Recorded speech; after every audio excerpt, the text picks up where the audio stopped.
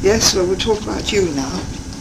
And first of all, when did you first come to live in Hungerford? 1938. 1938. But I lived in the Hungerford Postal District the whole of my life because I was children focal before. So Hungerford was the focal point always. Yes. Things happened in Hungerford and you came into here because it was a great event to come in Hungerford. It was a sort of metropolis. Very much. So that you are, well, Wiltshire born, Berkshire born, on the borders. That's right, yes. on the borders. And so, what, obviously the town has changed a lot. Do you think it was because of the war? Do you remember it just before the war? The war changed it dramatically, certainly, but it's not entirely due to the war, it's due to the, I suppose, the speed up of development over the last 10 years has changed the town more than anything else. In what way has it changed? Pace of life, basically, because it's now so much faster. Hungerford, in my opinion, certainly immediately pre-war and certainly for the 30 years post-war, was self-supporting to a great degree because people could actually work in the town and live in the town if they wanted to.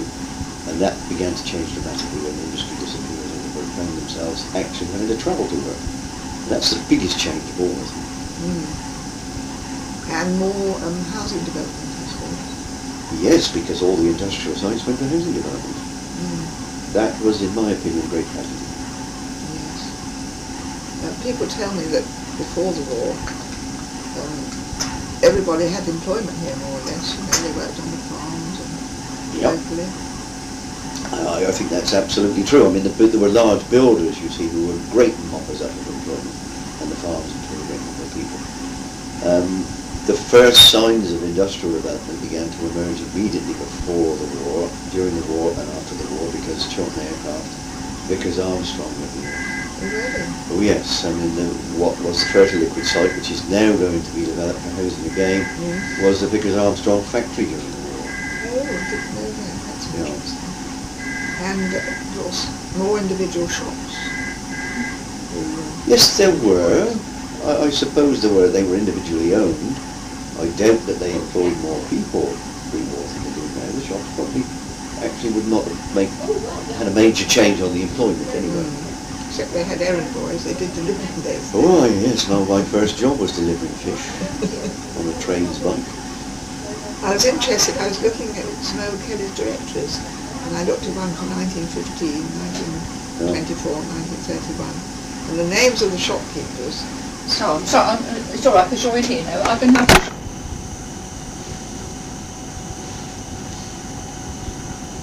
What other trades were there here then? You mentioned the Vickers industry. Were there many sort of thatchers and stonemasons and local people like that? I don't recall. I mean, undertakers, yes. Stonemasons, in my knowledge, no. Thatchers, the thatcher that I remember was James Williams, who came from Shefford, who was a famous character around here. As far as I can recall, did most of the thatching. But of course there were thatchers on the farms who were responsible for rick thatching, and they used to go on into some of the estate houses as well. I see, yes. Because you've got some thatched cottages up at Chiltern. Oh yes. Yes, you have. And some on the A4, of course. Yes. And of course, I suppose there weren't any parking problems in those days with cars. Any photograph. In fact, I have a whole selection of photographs when we did the last town plan back in 1974. And incredibly, even photographs in the early 70s showed the high street with plenty of parking spaces. That really has escalated so that people think it's been with us for a long time. But it's a phenomenon of the last 15 years, the parking problem. It really is. It wasn't a problem in the early 70s.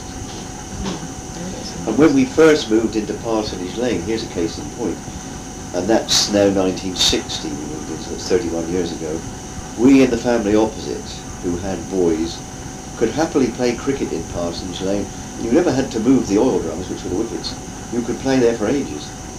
You couldn't possibly do it now. A, because Parsonage Lane is thronged with park traffic, and because the movement of traffic is so excessive. Yeah. And the other people tell me that as children, you know, they played hopscotch on the pavements and rode hoops. Margaret can certainly remember being able to play in Church Street quite happily because she was Hungerford born and bred and remembers all of these things.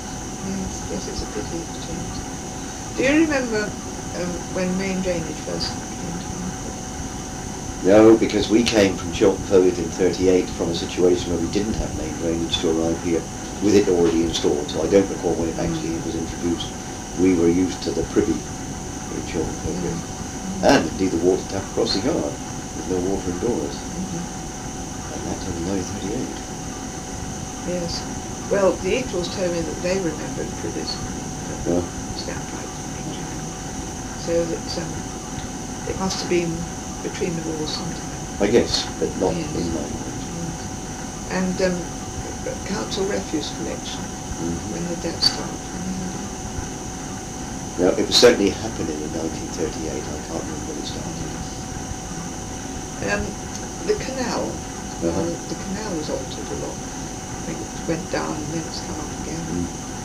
What was it like when you first came? I can remember the canal particularly for the water sports.